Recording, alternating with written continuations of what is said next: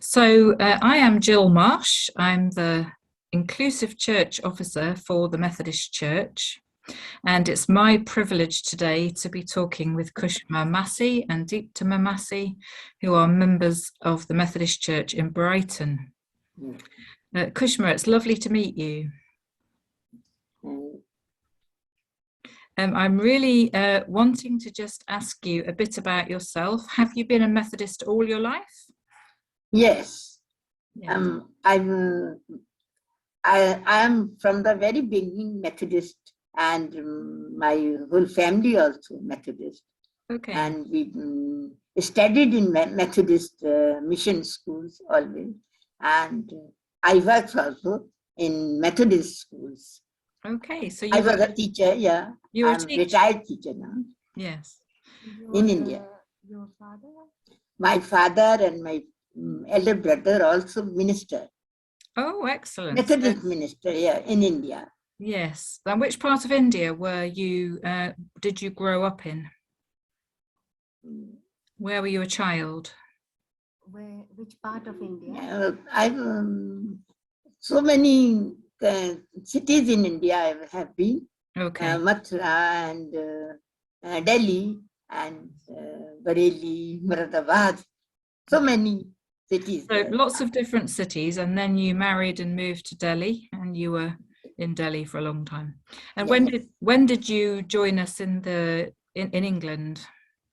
I came here 2 years ago. No, but sort of the first time. First time I came here in 2006. Okay. Then when my daughter is here studying, yes. She was doing her PhD, then I came here. And to visit her, yeah. Okay, Deeptima, as we can see you, it'd be nice to hear who you are as well. Hello, I'm Kushma Massey, and I work at the University of Sussex, and we both are members of Dorset Gardens Methodist Church. I was recently accredited as a local preacher just before we went into lockdown. Okay, so you've been preaching online. Yes. So today we're here because we're thinking about sight loss, losing your sight. And Kushma, sadly, you have been losing your sight. Can you tell us a little bit about what has happened? Okay. In 1989, when I was working there, suddenly one day, I lost my one eye, central vision. So I was very worried, and I could see that everything curved.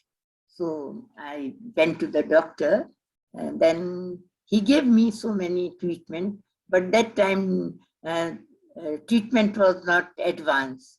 So whatever they give me treatment, they couldn't help me too much. But after that, they have given me some medicines and some drops and some injection also. But my eye was not cured as it is. Then after 17 years, in 2006, when I came here, when I returned to India, then suddenly I other eyes also lost vision, and same thing, it happened in my other eye. So we were very upset and very worried about that, because both of the eyes are not working smoothly. Everything difficult to me for looking and for working, but before that I was all right with every work do with my other eyes. For 17 years. For 17, no problem there. But after that, we were very worried. Then till many advanced treatment was there in India. So we went to the doctor, and they have given me very good treatment, very. And though they were very expensive, but they have given me so many injections and cold lasers and all kind of lasers. So you had yeah, 42 injections. Yeah, I had 42 injections. Wow, that is a lot of injections. But the doctor said it will be not cured, but it can be controlled.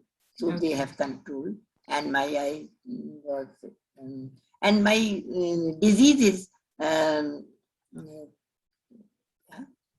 age-related, macular degeneration. Yes. So you've been losing some eyesight over 17 years, but the macular degeneration has got worse more recently and in both eyes. So tell us how it has affected your life. I can see you have lots of books behind you.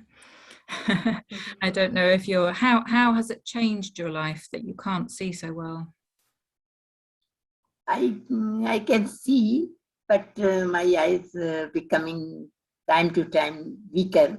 So I have a difficult to go anywhere on my own because I need somebody who help me to go outside. And because I couldn't see the level smoothly. And also I use always large prints. I couldn't, I cannot read small print. So, but I still thank God that he has given me that much sight that can I read his word and I can do my other works also. And I'm also thankful to God. And my daughter also, she's helped me a lot. Everywhere she took me, and in every work she helped me. And not only daughter, but my church members who loves us, they always ready to help me everywhere. That's so good to hear. So you're saying thankfulness to God, but also to the church members who, I think you said, who love us, which is great that they show God's love to you with your sight loss. So how have the church helped? They print. They give me large print in service sheets, etc. And they always help me to go everywhere, and they give us newsletter. A newsletter. Oh, in large print. Yes. They have done for me. Yes. That's so good to hear. And I know that it's Sight Loss Awareness Week coming up, and Deep to me, you talked to me about your circuit. So would one of you like to tell me what you're hoping for your circuit? Yes. So I had mentioned about making all our 5 churches sight loss friendly in the Brighton and Hove circuit to my superintendent at the recent local preachers meeting. And I believe that is being taken on board. And the leadership teams have already met to discuss what is the best way forward. And we are really grateful that we feel that it is not just for mum and for both of us who are experiencing this, but also for others who might be in this kind of a challenging situation, and also to raise awareness. Both, and to support people who come to worship, but also those who use the building for other groups. Yes, because they might be experiencing the same situation. That's really, again, really good to hear. And could you just tell me before we finish, do you know what a church has to do to register as sight aware friendly? That's sight loss friendly. Sorry, sight loss. There is some sort of a taster session, which I believe that Torch Trust have organized. Okay. So some of us will be attending that taster session, providing literature in large print, including hymn books, grab rails everywhere, checking what our lights are, in the entire building.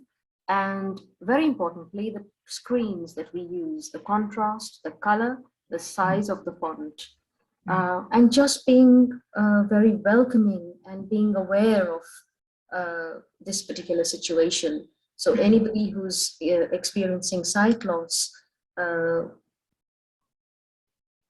other person, I think, should make sure that they speak loudly, clearly, and come closer to the person and understand that, yes, those are sort of very important things to keep in mind. Kushma, when I was a new minister, I had a member of my church who could not see at all and was housebound, so she never went out, and she hadn't been at the church for very many years. But whenever I went to see her, she was always the one that seemed to know what was happening, and she would be praying for people, and she was a huge encouragement to me that she still practiced her faith in such an active way. It's been really lovely to meet you both, and I hope and pray that lots of Methodist churches will follow your example and register as sight loss aware churches. Thank you very much for your time. Thank you very much. Keep me in your prayers. We will. Thank you. Thank you.